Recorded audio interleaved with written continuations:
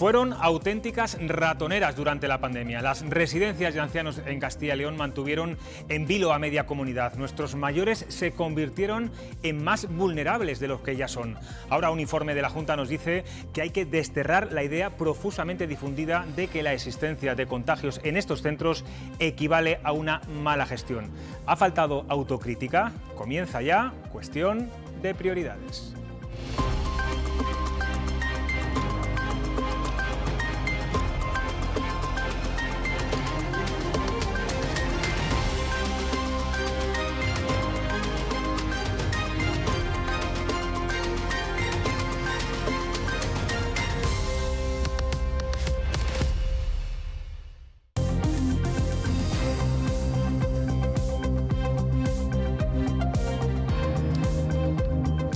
¿Qué tal? Buenas noches. Hoy vamos a tener como entrevistado al líder del Partido Popular, a Pablo Casado, al que le vamos a preguntar, como no, por el monumental lío que se ha montado esta tarde en la Interterritorial de Sanidad, donde Díaz Ayuso se ha vuelto a desmarcar del Gobierno, desmintiendo ese principio de acuerdo anunciado ayer por el ministro Illa. Y lo más relevante, Castilla y León es la única comunidad del PP que no apoya a la presidenta madrileña. Los criterios marcados por el Gobierno para tomar decisiones restrictivas en los municipios mayores de 10.000 habitantes son bienvenidos por el Ejecutivo de Alfonso Fernández Mañueco, pero Madrid quiere que se haga por distritos. Finalmente, la propuesta de Illa y también de Castilla y León saldrá adelante con el voto en contra de todas las comunidades del PP.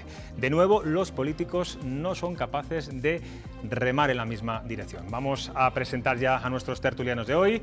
Miguel Ángel Quintana Paz, profesor de Ética en la Universidad Miguel de Cervantes de Valladolid. ¿Cómo estás? ¿Qué tal? Muy bien, gracias. Arantxa Jiménez, periodista. Bienvenida. Gracias. Y Luis Jaramillo, director de COPE Castilla y León. ¿Cómo estáis? ¿Qué tal? Buenas noches. Bueno, yo no sé si os esperabais esta votación, esta postura de Castilla y León ante lo que eran esos criterios comunes que vienen reclamando Castilla y León y en este caso también el ministro Illa. Es la única comunidad del PP que se ha desmarcado. No había sorpresas. No había sorpresas porque sabíamos que en el Congreso, que en el Consejo Interterritorial no iba a haber acuerdo, las posturas estaban muy diferentes, las comunidades autónomas siguen manteniendo posiciones muy dispares, sigue habiendo una clara batalla política que es realmente incomprensible a las alturas que nos encontramos con todo lo que está pasando, y yo creo que Castilla y León en este caso ha sido congruente con la posición que siempre ha defendido.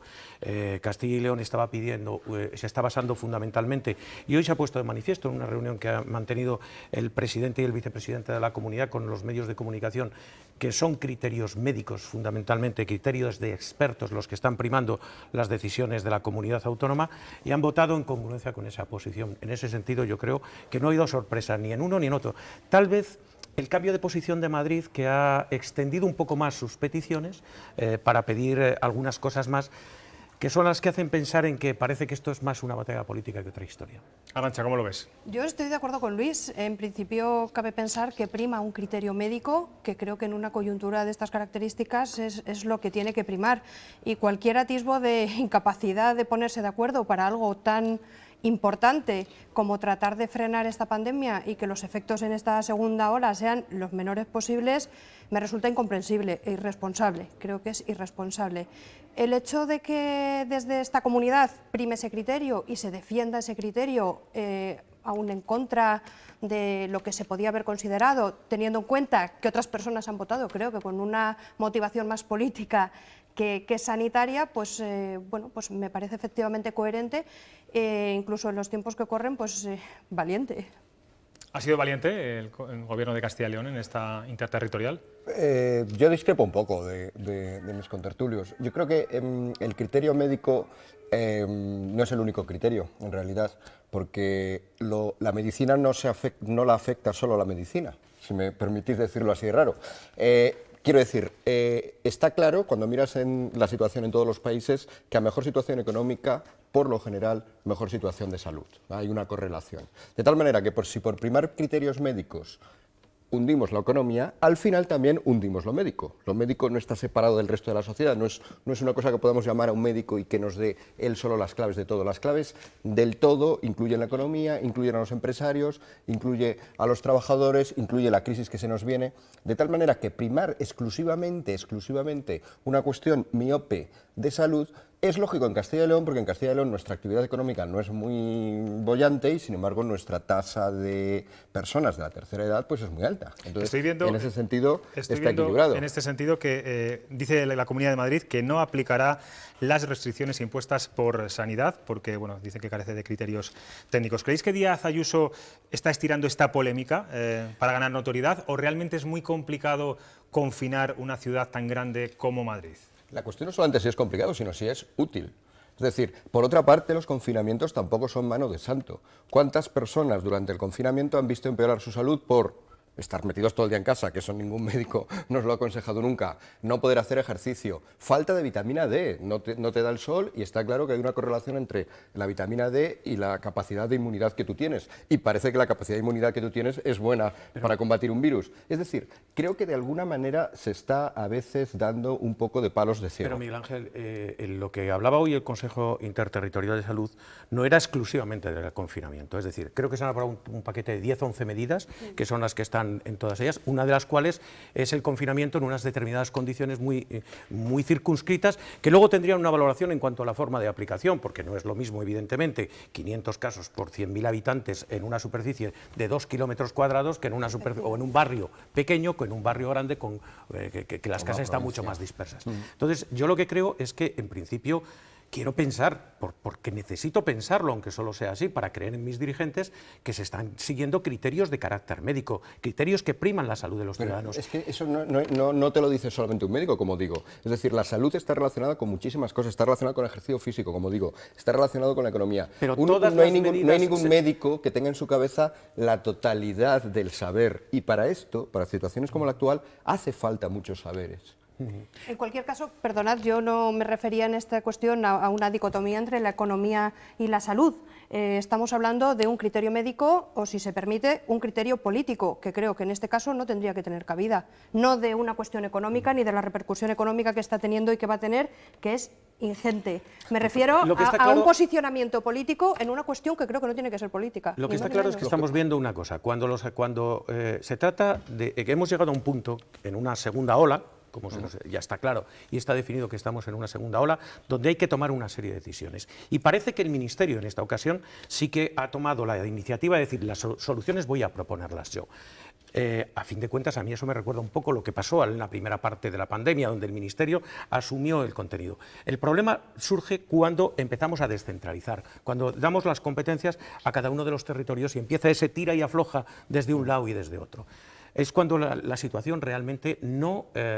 estamos viendo que los ciudadanos reciben una cantidad de información de una cantidad de sitios que no saben a qué atenerse. Y ahí sí estoy de acuerdo, se produce una serie de discrepancias donde se priman muchos criterios, muchas formas de ver las cosas y al final no llegamos a ningún acuerdo. Permitidme que vayamos avanzando en los asuntos. Luego también a Pablo Casado le preguntaremos sobre esta situación y lo que ha ocurrido en esta interterritorial de salud. El otro tema del día es el informe sobre cómo se gestionaron las residencias de ancianos durante la pandemia.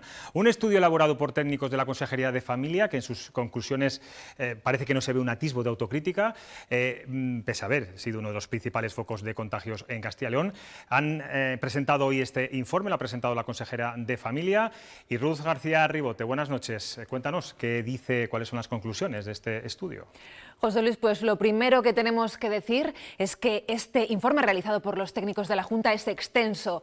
191 páginas en las que se analiza el impacto de la pandemia en los 700 centros residenciales de Castilla y León. Hemos encontrado muchos datos, pero poca autocrítica. Hasta la página 108 no se empieza a hablar de las actuaciones que se llevaron a cabo. Y ojo, porque en las conclusiones leemos frases como esta. Las vamos a ver.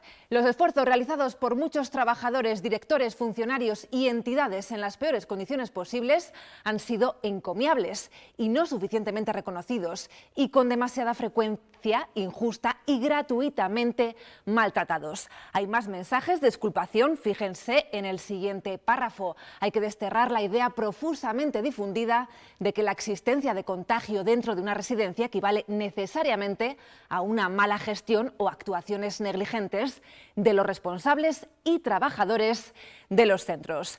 Recordemos que los fallecidos en residencia superan los 2.700 y que el 71% murieron en los propios centros residenciales. mayores. Este informe va a ser el punto de partida, la primera piedra para trabajar la nueva ley de atención integral. Y aunque recoge las medidas que se pusieron en marcha, lo que no queda reflejado son las carencias y fallos del sistema. Los centros residenciales cerraron el 13 de marzo, pero ¿esa clausura pudo anticiparse? Escuchamos a la consejera de Familia. Si se hubiera tenido conocimiento de la situación para poder cerrar los centros una semana antes, posiblemente se hubieran evitado que hubiera centros contagiados. ¿Qué hubiera pasado? Pues eso no se sabe. Al inicio de la primera ola epidémica había contagios en los centros porque las personas salían, porque entraban las visitas, porque había mucho movimiento en los propios centros residenciales. Ahora mismo las visitas están restringidas. Y esas visitas restringidas a las que se refería Isabel Blanco son las que ahora generan debate en la sociedad, porque hay quien ya habla de los efectos irreversibles de la soledad emocional en los mayores. Vamos a analizar ahora esta gráfica que nos lleva a una reflexión. Son los fallecidos en las residencias de Castilla y León desde el 1 de marzo hasta final del mes de junio.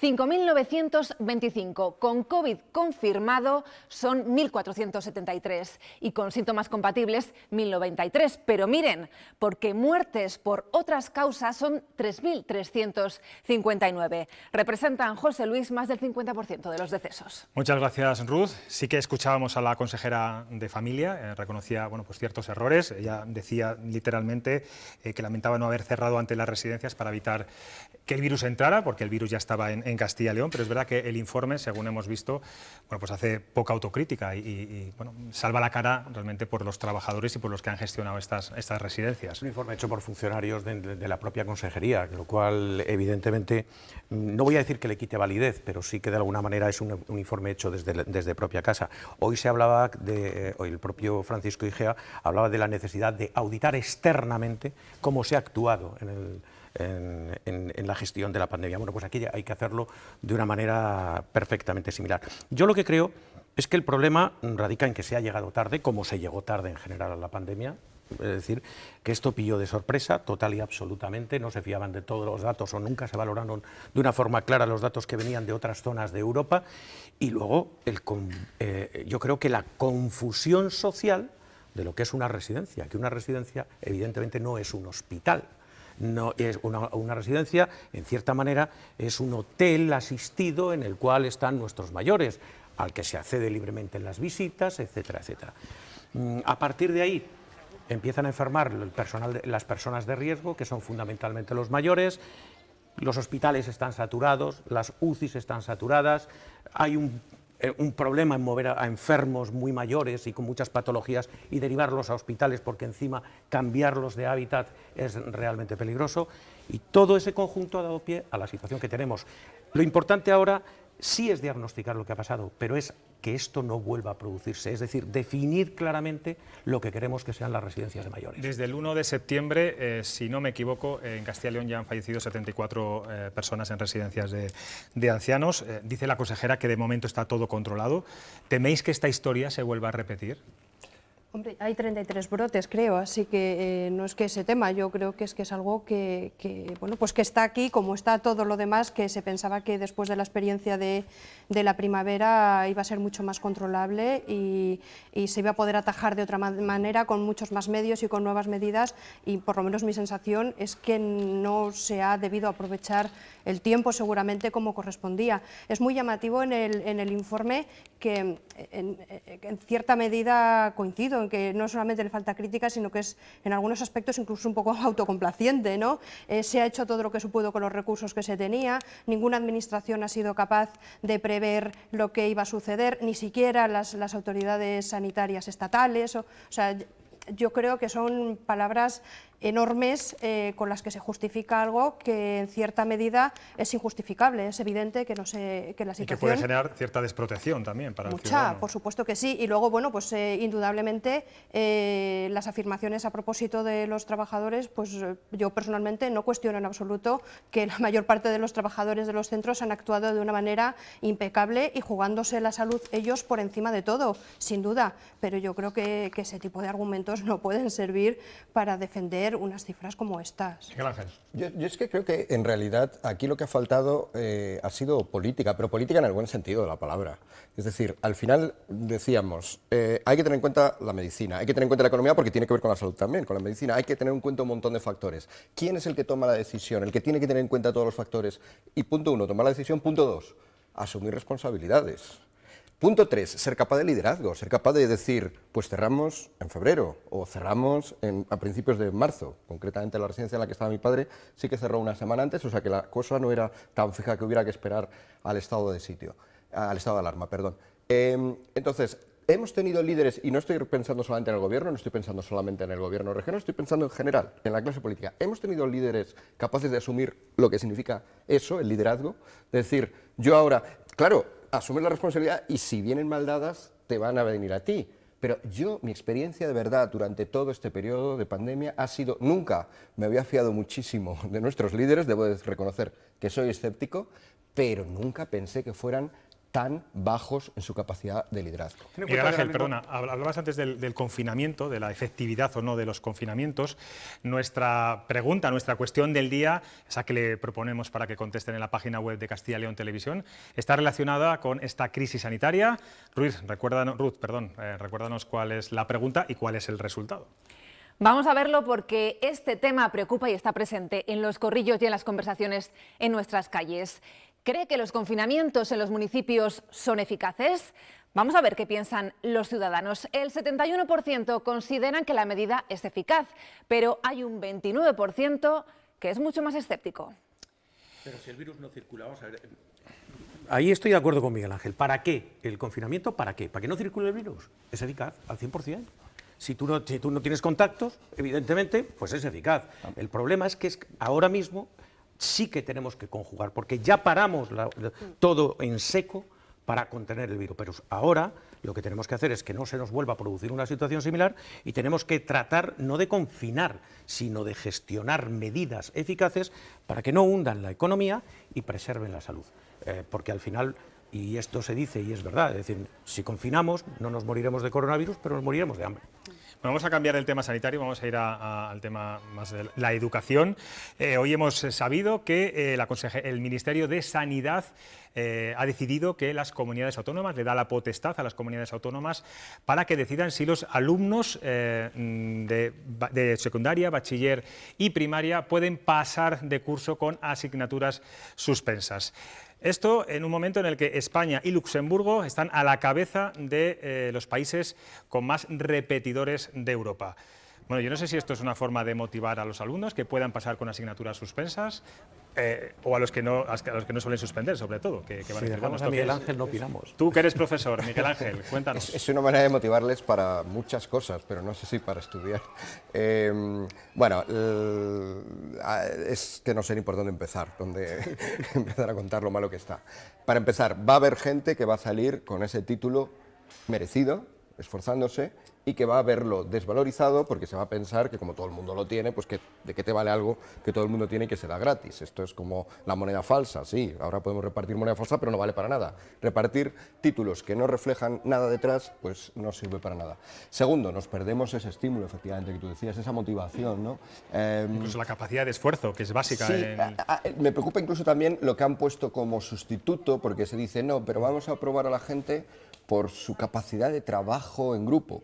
Es una cosa así como muy light, sobre todo además si hay confinamiento, no sé, el grupo a través de la... Sí, no sé si es tu familia o algo así, pero es la típica cosa de decir que seas tranquilito, que seas obsecuente, que seas una persona pues que te adaptas, que no des problemillas, y todo aquel que dé problemas, tal, a lo mejor a ese ya sí que no le valoro su capacidad de trabajo en grupo.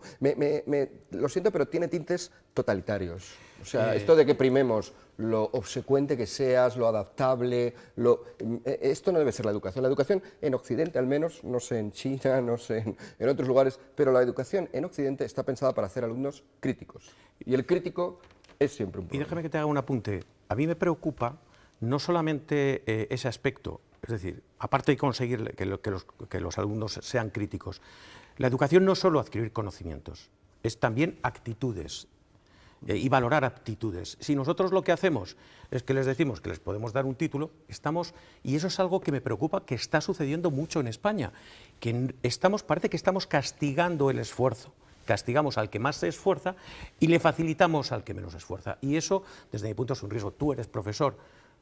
¿Para qué examinas a los alumnos? ¿Para qué le pones una calificación si luego tu 4 o tu 3 va a llegar En breve imagino que para nada, porque como ya hemos llegado hasta el bachillerato, ya no estamos hablando ni siquiera de la educación secundaria obligatoria o de la primaria, estamos hablando de que ya a las puertas de la universidad tú puedes entrar en la universidad teniendo unas carencias graves. Pues no digamos, el siguiente paso para resolver el caos va a ser decir en la universidad también aprobar de una manera bastante Y luego, me laxa. parece absolutamente vergonzoso que el Ministerio de Educación sea un ministerio populista que abdique de sus responsabilidades y transfiera el pastel a las comunidades autónomas. ¿Para qué sirve el ministerio? ¿Creéis que alguna comunidad autónoma... Porque cuando ya lo hizo, se le levantaron en armas algunas comunidades, claro, entonces habrá decidido que es mejor volvemos ceder. a los liderazgos de ¿Pero antes. creéis de verdad que alguna comunidad autónoma se va a atrever a esto? A ver, yo es que creo que al margen de que pueda estar de acuerdo o no con algunas de las cosas que se han dicho, a cuenta de efectivamente de, entre comillas digo, regalar o no los aprobados o permitir pasar de curso con suspensos, yo creo que eso es una cosa distinta a que cada comunidad autónoma tenga la potestad de decidir sobre qué hacer. Yo lo que deseo es que los consejeros de educación de las comunidades autónomas sean lo suficientemente responsables como para tomárselo en serio y limitar al máximo esta posibilidad de pasar de curso con suspensos arrastrados. La otra cuestión es un debate muchísimo más amplio en el que efectivamente yo puedo estar de acuerdo. Yo vengo de una época en la que no se pasaba de curso con asignaturas y aquí suspensas. estamos sin tener ningún complejo. Las No, competencias las por tienen las supuesto. comunidades autónomas, veremos a ver lo Por que eso. deciden. Nos vamos a ir ahora a publicidad, no se vayan porque a la vuelta tenemos al presidente y líder del Partido Popular, Pablo Casado, en un día en el que están pasando muchas cosas. Hasta dentro de 5 minutos.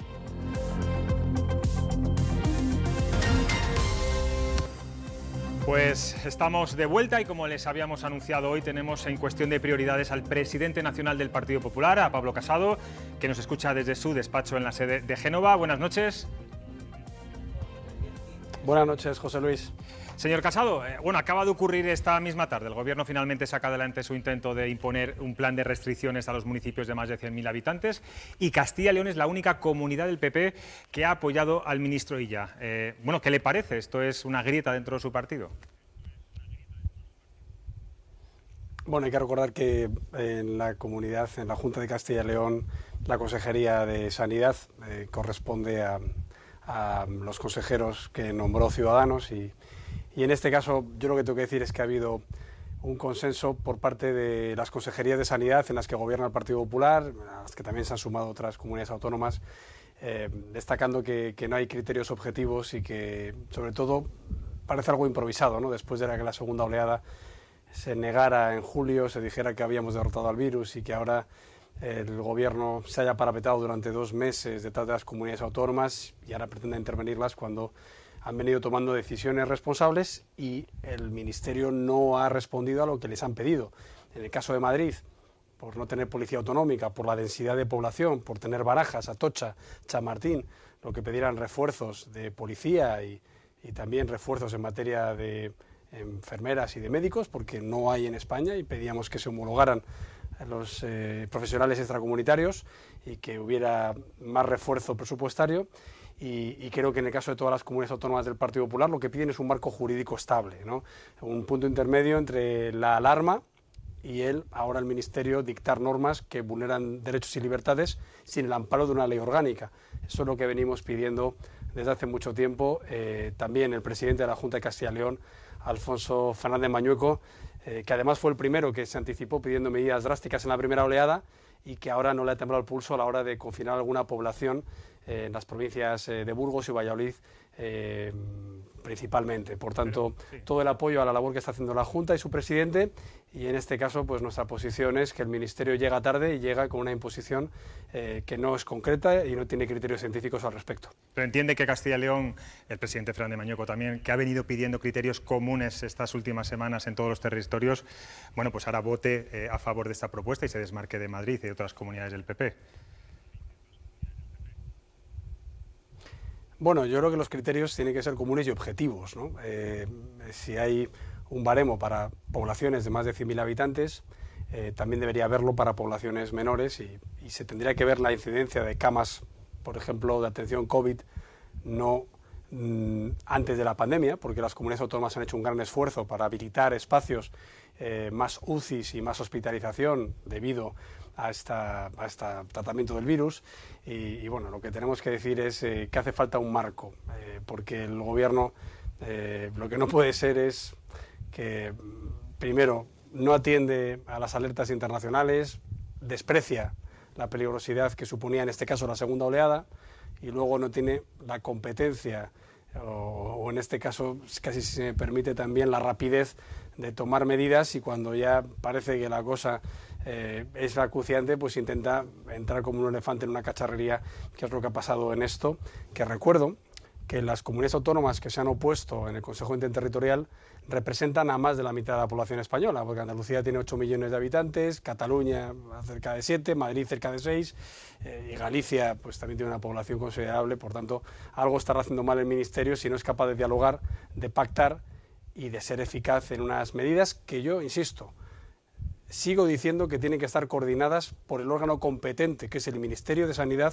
en caso de pandemias declaradas en el ámbito internacional. La ley del 2011 lo deja claro, pero esa cogobernanza de la que tanto hablan se tiene que hacer con criterios objetivos. No simplemente vamos a ir contra Madrid y en vez de poner policía, en vez de poner la UME, en vez de habilitar médicos, en vez de poner PCRs en Barajas, en Chamartín y en Atocha, pues digo que hay que cerrar toda la economía madrileña cuando hay distritos y hay municipios claramente con una incidencia mayor de contagio. ¿Y ha intentado usted, señor Casado, fijar un frente común para evitar, bueno, pues esta división entre varones populares?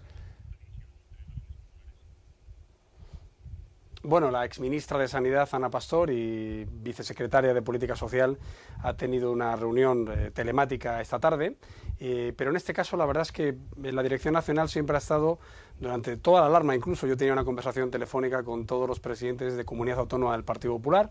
Cada 15 días o 3 semanas hacíamos un Zoom también, más extensa, antes de la conferencia de presidentes. Lo que digo es que, al revés, era la Dirección Nacional la que recibía la información y las reivindicaciones en las que luego a nivel parlamentario en las Cortes Generales les podíamos ayudar. Yo siempre he recordado que los cierres de colegios fue Madrid quien primero lo hizo, la petición del estado de alarma fue Castilla y León la primera que lo hizo, las pruebas masivas fue Galicia la primera que lo hizo, o el tema de las limitaciones de horarios comerciales fue Murcia la primera que lo hizo, o en Andalucía el avituallamiento del material y de también los equipos de protección fue la primera que lo propuso. Entonces yo creo que nosotros sabemos gestionar, ¿no? No es casualidad que este partido haya tenido que gestionar las últimas 2 pandemias, mucho más limitadas afortunadamente, que fueron el SARS y el ébola, y por tanto pensamos que el Gobierno debería escuchar más, ser menos prepotente y, si verdaderamente confía en el Estado autonómico, escuchar a las comunidades autónomas que hoy claramente no han tenido una voz unitaria porque no ven claridad de objetivos y, si se me permite, quizá ven una tendencia muy partidista a la hora de asumir medidas por rédito electoral o por cómo va la actualidad en otros temas que la verdad es que no van nada bien para el Gobierno. Sí, le voy a pedir un poco brevedad en las contestaciones. ¿Qué opina de la imagen de oposición dura que está ofreciendo estos días Isabel Díaz Ayuso? Yo no sé si se siente usted un poco eclipsado, porque la verdad que la presidenta de la Comunidad de Madrid está siendo el foco de todas las miradas durante estas semanas. Bueno, yo creo que en este caso habría que preguntar por qué el Gobierno pretende hacer la oposición a la oposición. En este caso, cuando había campaña gallega, pues arremetían contra Feijóo, y cuando tenemos ahora mismo una comunidad autónoma que, como París, Londres, Nueva York, por el efecto capitalidad, por la densidad de población, por esa centralidad de las infraestructuras radiales que convergen en la capital de España, tienen un problema de incidencia mayor del virus, pues se pone todo el foco mediático en ellos, cosa que no se hizo con Aragón en agosto, cuando tuvo una curva tremendamente preocupante en la pandemia, o no se hace ahora en Navarra con una incidencia prácticamente simétrica que la de Madrid. Bueno, pues ya sabemos cómo funciona este Gobierno, a base de propaganda y a base de sectarismo político, y lo que hace Ayuso, como lo que hace Almeida, es defender los intereses de todos los madrileños y tomar medidas responsables que tienen que compaginar la protección de la salud con que no haya una destrucción económica en el empleo tan acusada como supuso ese cierre económico tan brutal, porque llegó tarde por parte del Gobierno. Yo creo que lo están haciendo de forma responsable y yo lo que creo es que es el Gobierno el que está fallando. Ayer se registró la moción de censura de Vox contra el presidente del Gobierno, teniendo en cuenta de que se trata de una iniciativa que no va a salir, que no tiene ningún recorrido por la falta de apoyos. ¿Ven esta estrategia de Abascal, bueno, un intento de ponerle en apuros a usted y arañar más votos al Partido Popular? Bueno, que comenten ellos lo que presentan, ya que tampoco lo han hecho con mucho entusiasmo y han tardado un mes en decidirse, ¿no? Nosotros estamos a lo que estamos, somos la alternativa a Pedro Sánchez. Si nos hubieran hecho caso lo que les decíamos a Ciudadanos y a Vox en las elecciones de abril y de noviembre, estaríamos gobernando. Pedíamos aglutinar el voto del centro y la derecha en torno al Partido Popular y bueno, pues vemos que esa división del voto pues conduce a que Pedro Sánchez, con el resultado más mínimo que ha tenido ningún presidente del Gobierno en la historia democrática, pues esté en Moncloa y con los peores socios posibles. Por tanto, una moción de censura tendrá que contar con los apoyos de Junts pel Cat, Esquerra Republicana, Bildu y CUP, pues evidentemente no va a salir. ¿Tienen claro ya el voto, señor Casado? ¿Se van a abstener, van a votar en contra? ¿Tienen claro ya el voto? No la apoyaremos y la verdad es que tampoco están planteando una propuesta más allá de que son para convocar elecciones, pero habría que recordar que eso no es posible. En España las mociones de censura no son para quitar gobiernos, son para nombrar gobiernos. Y bueno, nosotros no gobernamos con Vox en ninguna ciudad, ni en ninguna capital de provincia, ni en ninguna comunidad autónoma, ni en ninguna diputación a nivel nacional. Es una fuerza que no tiene experiencia de gobierno y por tanto pues no plantea ser una alternativa creíble y yo quiero ganar a Pedro Sánchez en las urnas, no con esas maniobras que lo único que hacen es reforzarle. Sí, ha sido una semana intensa e inédita para la imagen de la monarquía. El Gobierno veta su presencia en un acto judicial, los ministros de Podemos critican a Felipe VI públicamente y el presidente además no les desautoriza. ¿Esto que está pasando es un baño de realidad de cuáles son los apoyos políticos que tiene actualmente la Casa Real? No, es un baño de realidad para saber con qué tipo de gobierno cuenta España. Y es un gobierno que no tiene ningún freno, ni ningún escrúpulo, ni ningún principio. Quien decía que jamás pactaría con Pablo Iglesias porque le quitaría el sueño, se abrazó a él 30 horas después de cerrarse las urnas. Quien decía, me ofende que me pregunte que yo pactaría con Bildu, ha ido a abrazarse a ellos para, por ejemplo, modificar la reforma laboral. Y quien decía que encarcelaría a los independentistas con un nuevo delito de referéndum ilegal, lo que hace es intentar indultarlos. Por tanto, aquí el problema no es la corona, ni la oposición, ni las autonomías, ni Europa. El problema es Sánchez. Y el único responsable de lo que está pasando con el rey, y con la justicia, y con la economía, y con la pandemia, es Sánchez. Y esta defensa enfervorecida que ha mostrado usted esta mañana en el Pleno del Congreso, ¿puede ser también un riesgo que se identifique la Casa Real exclusivamente con la derecha, cuando es una institución de todos los españoles? Hombre, lo difícil de explicar es que el Gobierno critique al jefe del Estado. Que la oposición lo defienda es lo que pasaría en cualquier país desarrollado del mundo. Pero creo que en España empezamos a ver las cosas como el mundo al revés. Quizá tiene que ver la propaganda que destila este gobierno, pero yo creo que hay que poner las cosas en sus justos términos. Lo raro, lo estrafalario, lo inaceptable, es que el gobierno de España arremeta contra el jefe del Estado del Reino de España. Y lo normal, lo que tendría que ser lo que cualquier ciudadano hiciera, es decir, qué bien que se defienda al jefe del Estado y que no quiera a este jefe de Estado, que presente una reforma constitucional por los cauces legales y lo cambie. Pero es que esto de intentar, por un atajo, subvertir la legalidad constitucional es algo que nosotros no vamos a permitir. Y por eso digo que la alternativa del Partido Popular, solo del Partido Popular, sin división en el centro electoral, el centro derecha, es lo que tendremos que intentar plasmar para ganar a Pedro Sánchez, porque si no, ya vemos dónde nos conduce, que es a la quiebra territorial, a la quiebra constitucional y a la quiebra económica. Vamos a cambiar completamente de asunto. Muy polémica ha sido la destitución de Cayetana Álvarez de Toledo, un cargo que era de su plena confianza. Yo no sé si puede dar la sensación, señor Casado, que en su partido no gusta el discrepante. Bueno, yo creo que en nuestro partido cabe todo el mundo. Hemos hecho un partido en el que se pueda representar cualquier persona que esté a la derecha del Partido Socialista. Aquí hay liberales, conservadores, demócratas, cristianos y sobre todo hay un proyecto transversal que se ocupa de lo que a los españoles les ocupa, del empleo, de las pensiones, de la educación, de la sanidad, no de lo que pasó en España hace 80 años, no de lo que supuestamente se tiene que vivir en una Cataluña independiente. Entonces, yo creo que en ese sentido nosotros hemos hecho un equipo desde el último Congreso Nacional en el que se ha renovado gran parte de la Ejecutiva, pero que contamos, por ejemplo, con 8 ministros de los 4 últimos gobiernos del Partido Popular a nivel nacional, contamos con 25 alcaldes en las listas de las 3 cámaras, contamos con 5 presidentes de Diputación, 7 expresidentes de Comunidad Autónoma, y aquí en este partido todos caben, todos suman en la posición que los órganos de dirección deciden. De las 3 comunidades donde el PP gobierna en coalición con Ciudadanos, Castilla y León, Andalucía y Murcia, estas 2 últimas con Vox, ¿cuál le ofrece más seguridad de concluir la legislatura? Todas, y tal y como ha dicho Inés Arrimadas, son sus palabras. Quien quiera ver algún tipo de inestabilidad en los gobiernos autonómicos en coalición de PP y Ciudadanos se va a quedar con las ganas. Cierro comillas. Yo estoy muy satisfecho, ya que estamos en la televisión de todos los castellanos y leoneses, entre los cuales me incluyo, pues estoy muy satisfecho con el gobierno que lidera Alfonso Fernández Mañueco, y creo además que está lo importante, y es a defender la libertad de elección educativa, defendiendo la concertada, defendiendo una política fiscal y de creación de empleo lógica, y también apoyando al sector primario e industrial, ¿no? Ahora, por ejemplo, mañana tendré un acto también con el consejero de Agricultura de la Junta de Castilla y León, será en Cáceres, en el que defenderemos la posición de defensa de la PAC, después de que este gobierno haya asumido un recorte de 5.000 millones de euros.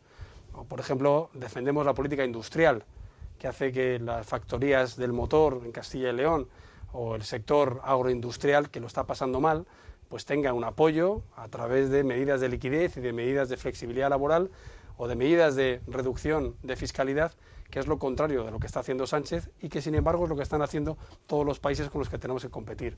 En eso estamos todos, en eso está Mañueco, en eso está el que les habla, y por eso pues creo que en Castilla y León seguimos teniendo el apoyo mayoritario de nuestros paisanos. Le voy a hacer una pregunta, a ver si me puede contestar con un sí o un no. De nuevo se enfrenta a un posible caso de corrupción en su partido. Es verdad que es del pasado, pero bueno, al fin y al cabo es un pasado muy reciente. Hablamos del caso Kitchen. Pablo Montesinos decía ayer que Rajoy no está ni citado ni imputado. ¿Pone la mano en el fuego por el expresidente del Gobierno? Bueno, es que no es que esté ni citado ni imputado, es que no está ni investigado. Y por tanto yo creo que, como se vio ayer con Ángel Acebes, que es una persona muy querida en Ávila y muy querida en Castilla y León, después de 9 años de persecución mediática, al final ha sido declarado inocente. Por tanto, seamos sensatos. Yo ya he demostrado desde que soy presidente del Partido Popular que no voy a pasar una, que quien haya hecho una conducta no solo irregular, sino no ejemplar, se va a ir a la calle, como ya he hecho con varias personas que se han ido de las listas, pero yo creo que en este caso una difamación por parte de los que se están defendiendo, legítimamente, pero no están obligados a decir la verdad, no me va a ocupar ni un minuto. Pues Pablo Casado, muchas gracias por atender a Castilla y León Televisión, la televisión de su tierra. Usted es palentino, diputado por Ávila, y le esperamos pronto por aquí. Gracias. Muchas gracias, José Luis. Buenas noches. Bueno, pues hablaba Pablo Casado, recordaba, y no sé si se escudaba, en que la consejera de Sanidad, que es la que ha estado en el Comité de Sanidad esta misma tarde, es de Ciudadanos. Luis. Pues yo tengo muy claro, por lo que he visto esta misma tarde, que el Gobierno de Castilla y León funciona como una unidad y que en estos momentos no existe una distinción de partidos políticos a la hora de la gestión específica de la comunidad. Y yo creo que no es el argumento que debería de haber usado en ningún momento Pablo Casado, porque lo que es un hecho es que la decisión que hoy ha adoptado Castilla y León es una decisión que está sancionada por todo el Gobierno de la comunidad autónoma. Tampoco entiendo muy bien esta obsesión que tienen los políticos por decir es que los míos no, o yo no, y el otro sí. Es decir, hay situaciones en las que un gobierno puede tener unos intereses y otro gobierno puede tener los otros, y no pasa absolutamente nada por admitirlo. Pero es un poco como aquello que decía que en el Partido Popular caben todos. Bueno, caben todos hasta que discrepas, o sea, pero en el Partido Popular y en todos. Es decir, y hasta en las de la nueva política que venían a regenerarla nos han demostrado que todavía caben menos las discrepancias. En ese sentido, yo creo que ni es el argumento ni tiene razón, claro. Bueno, como ya hemos hablado del Comité Interterritorial de Salud, vamos a avanzar. En la entrevista que le hacía hace unos segundos a Pablo Casado hablábamos también de la monarquía, del papel de la monarquía y de cómo bueno, pues está ahora mismo ciertos partidos políticos atacando a la Casa Real. El debate hoy en el Congreso ha estado muy encendido, sobre todo con la intervención de Gabriel Rufián. Escuchen. Vox tiene aquí, desgraciadamente, 52 diputados, pero en total tiene 53, porque tiene uno en la zarzuela. Y señoras, pido silencio, de la derecha, por favor. De la extrema derecha, tienen silencio. Tienen razón. A Felipe VI le votó un español. Es este, Francisco Franco. Bueno, a raíz de ahí se incendió todo el Congreso. Partido Popular, Ciudadanos, quisieron incluso bueno, pues pedir la palabra. En fin, bueno, ha sido realmente hoy bueno, un espectáculo lo que ha hecho el señor Rufián. Miguel Ángel Quintana, estos ataques a la corona no estamos tampoco muy acostumbrados, ¿no?, a verlos en el hemiciclo de la Cámara Baja. Sí, a mí me llama la atención la presidenta del Congreso, Batet, porque la acusación al jefe del Estado de ser de un partido, de pertenecer a un partido, sea Vox o sea cualquier otro, me parece algo bastante grave. Hasta cierto punto normal, en un partido republicano, lo tiene ya en su propio nombre, Esquerra Republicana de Cataluña, pero bueno, que se suelten esas injurias ante alguien que no puede defenderse, la de ser partido, injuria porque es el rey, que se supone que es neutral, no es que sea una injuria que seas de uno u otro partido, pero... y me llama la atención Batet, ¿por qué? Porque Batet, por cosas mucho menores a mi juicio, que fue, ya has mencionado a Cayetana Álvarez de Toledo, el problema que ha tenido con Pablo Casado, pues cuando Cayetana Álvarez de Toledo dijo en esa misma tribuna del Congreso algo sobre Pablo Iglesias, la presidenta Batet sí que obligó a borrarlo, como, dando la casualidad de que no era una falsedad, ni era ninguna atribución, era algo de lo que el propio Pablo Casado... La libertad de expresión, ¿no? Claro, pero el propio... Sí, pero ahí sí dijo, o sea, lo que dijo Cayetana Álvarez de Toledo no es ningún misterio, pero bueno, es que es algo que el propio Pablo Iglesias ha blasonado una y otra vez, que es que su padre pertenece a un grupo terrorista, el FRAP. Bueno, pues cuando lo dice Cayetana Álvarez de Toledo, Batet se pone súper señorita Rottenmeier y quiere borrar aquello porque va contra una pureza que no se sabe cuál. Ahora se hace una acusación a alguien que no puede defenderse. Pablo Iglesias estaba ahí y se podía defender. El rey no está ahí y sin embargo esto se consiente. Es una degeneración, en la línea de lo que tú decías, es una degeneración de las instituciones la que estamos sufriendo en España muy grave. Ha dicho una cosa Pablo Casado en su entrevista que yo suscribo del principio a fin. En España empezamos a ver el mundo al revés. Y aquí tiene que explicarse quien defiende a las instituciones del Estado y el resto se consiente. Claro que con esta presidenta del Congreso de los Diputados, ¿qué no veremos en ese ya circo parlamentario en el que se ha convertido la carrera de San Jerónimo? De todos modos, yo creo que en este caso el responsable de estas declaraciones absolutamente desafortunadas es quien las hace. O sea, la presidenta del Congreso puede tener su responsabilidad, ha podido actuar de una manera distinta, no, pero antes de criticar a la presidenta del Congreso, critiquemos a quien hace las declaraciones, que son inaceptables. Pero está para poner orden en el debate. Sí, pero quiero decir, la primera responsabilidad es la de quien dice. Es que no le ha llamado al orden. Es decir, al final ha hecho una llamada al orden general, pero no a ese en concreto. Rufián va a montar el espectáculo siempre, claro, sistemáticamente, y lo va a seguir haciendo, porque además los medios de comunicación disfrutamos, entre comillas, con este tipo de cosas que lo único que hacen es excitar los estímulos más bajos de la sociedad. Sin duda. Aparte de que, cogiendo el símil de antes sobre la educación, o sea, que Rufián es el gamberro de la clase, por así decirlo, pues ya lo sabemos. Entonces, ponernos a criticar al gamberro de la clase cuando agrede a otras no tiene mucho sentido. Tiene sentido criticar al maestro que se lo consiente. Y en el símil la maestra que se lo consiente es Batet. Bueno, sobre todo porque además es una maestra poco ecuánime e injusta, porque a otros alumnos mucho más aplicados, como son Cayetana Álvarez de Toledo, no se lo ha consentido. Entonces, por supuesto que hay que centrar la crítica a Batet. Batet tiene que tener ahí un rol de neutralidad, como el del rey, por cierto, y no lo ha ejercido bien. Miguel Ángel, queda claro, hablabas de los medios de comunicación. Nos vamos a ir ahora a uno de ellos, seguramente en el Mesetarian Review. Ya saben, ese periódico con el que conectamos todas las noches, no se habla de estos temas, pero su portada nos sorprende cada noche con alguna noticia curiosa. Vamos a ver qué nos cuentan hoy.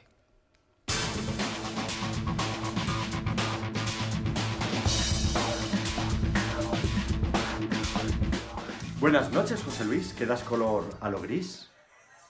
La edición de mañana de Mesetarian Review lleva en su portada las 8.000 denuncias registradas por la Guardia Civil, la Policía Nacional y las policías locales por no llevar mascarilla, lo que es obligatorio desde el 16 de junio.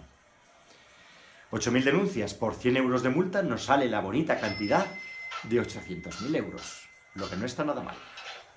En Mesetarian Review, nuestro horizonte eres tú.